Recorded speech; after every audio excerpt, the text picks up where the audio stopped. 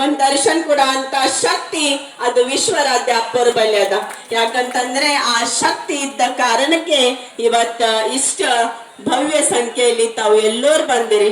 ಪ್ರತಿಯೊಬ್ಬರು ಒಂದು ಪ್ರಸಾದ ವ್ಯವಸ್ಥೆ ಮಾಡೋ ಅಂತ ಸೇವೆ ಇರ್ಲಿ, ಡಿಜೆ ಸೇವೆ ಇರ್ಲಿ, ಮಂಟಪ ಸೇವೆ ಇರ್ಲಿ, ಕಸ ಗುಡಿಸಂತ ಸೇವೆ ಇರ್ಲಿ, ಒಂದ್ ಪ್ಲೇಟ್ ತೊಳೆಯಂತ ಸೇವೆ ಇರ್ಲಿ, ಯಾವುದೇ ಒಂದು ಒಂದ್ ಸೇವೆಯಲ್ಲಿ ನಾನು ಯಾಕೆ ಮಾಡ್ಲಿ ಅಲ್ಲಾರ್ದ ಭಾವನೆ ಇದ್ದಂತ ಪ್ರತಿಯೊಂದು ನನ್ನ ಸೇವೆ ವಿಶ್ವರಾಧ್ಯ ಅಪ್ಪರಿಗೆ ಇರ್ಲಿ ಅನ್ನೋ ಅಂತ ಭಾವ ಭಕ್ತಿಯಿಂದ ತಾವು ಎಲ್ಲರೂ ಸೇವೆ ಮಾಡಿರಲ್ಲ.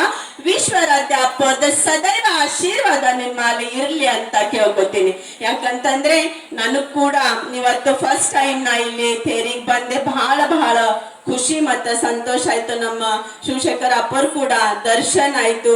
ಯಾಕಂತಂದ್ರೆ ಈ ಮಠ ಹ್ಯಾಂಗಿದೆ ಅಂತಂದ್ರೆ ಏನು ನಾವು ಅಲ್ಲಿ ಕೊಟ್ಟಿಲ್ಲ ಅಂದ್ರೂ ನಡೀತದ. ನಮ್ಮ ಮನಸ್ಸಿನಾಗಿನ ಕಷ್ಟಗಳು ಅಲ್ಲಿ ಹೋಗಿ ಅಪ್ಪರ ಪಾದಗಳಿಗೆ ನಮಸ್ಕಾರ ಮಾಡಿ ನೀವು ಮನಸ್ಸಿನಾಗ ಒಂದು ಪರೀಕ್ಷೆ ಮಾಡ್ಕೊರಿ.